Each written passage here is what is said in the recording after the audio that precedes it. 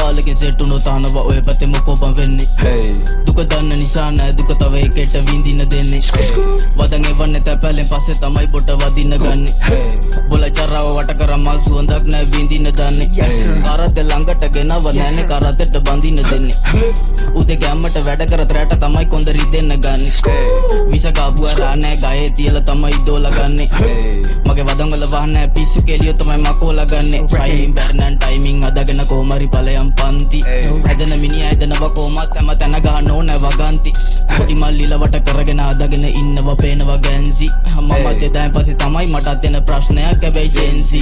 අස්තිරයි හැමදේම ඒක නිසා කියන්න බෑ මට පැවැත්ම නම් මිනිස්සු විවිධයි ඒක නිසා කොමත් වෙනස් වෙනව තමයි කැමැත්ත නම් පාඩුවේ යන නයි අස්සේ දා ගන්න එක නම් පුරුද්ද වැරද්ද බං ඊට පස්සේ ඔන්න කෑවා කියලා කෑ ගහන එකත් මාර වැඩක් නේ බං උඹලා දුවන්න මාවත අවුල් නම් කියන්නම් අතර මං වෙන්න කලින්